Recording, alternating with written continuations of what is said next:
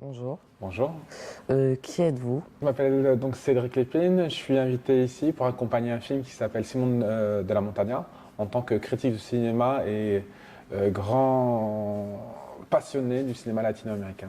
En quoi consiste votre métier?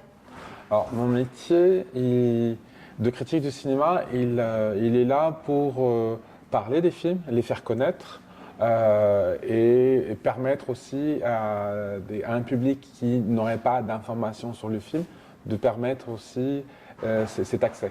J'ajouterais juste une chose, c'est le fait que mon métier est beaucoup associé à du journalisme culturel. Quand je parle de journalisme culturel, je veux parler de cette volonté d'aller chercher de l'information. Donc, chercher de l'information sur un film, c'est voir le film, interroger les personnes qui ont fait le film, faire des entretiens, comme on fait en ce moment, et chercher d'autres informations sur la production, etc. Donc, c'est du journalisme, mais associé à la culture, précisément le cinéma. Vous avez fait des études pour?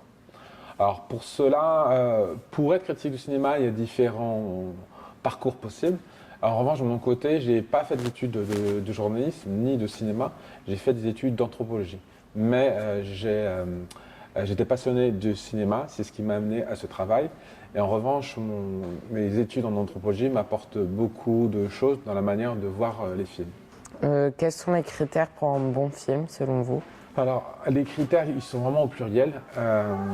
C'est déjà avoir quelque chose à dire, avoir envie de partager sur différents sujets de société, etc. Et avoir une vraie proposition personnelle, d'avoir une vraie voix, de trouver la forme la plus appropriée pour parler de ça. C'est-à-dire qu'on peut utiliser le cinéma d'horreur, une comédie musicale, une manière de filmer avec des couleurs ou pas, mais une vraie envie de parler de quelque chose et aussi trouver cette forme et trouver aussi les talents qui vont avec, et avec une volonté aussi d'un sens collectif, que les différents talents, la personne qui fait la déco, les acteurs, les actrices, chacun ait sa place là-dedans, quoi.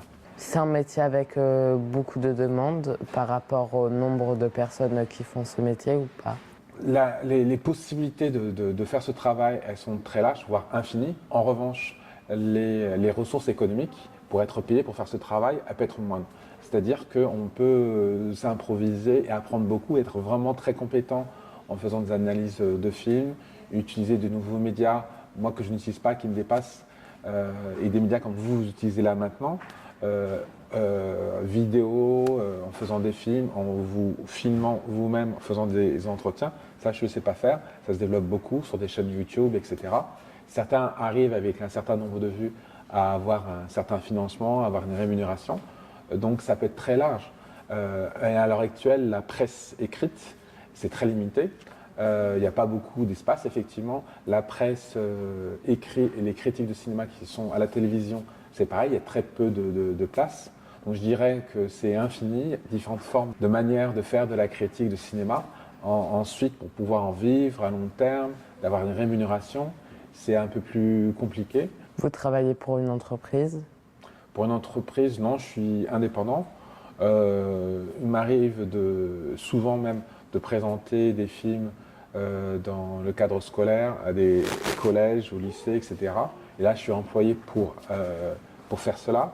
Je peux travailler pour des festivals de cinéma, on m'invite à présenter des films, à faire des analyses, etc.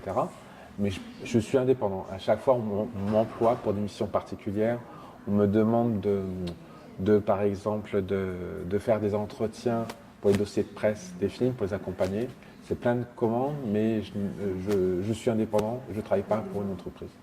Ok, merci pour l'interview. Parfait, merci à vous.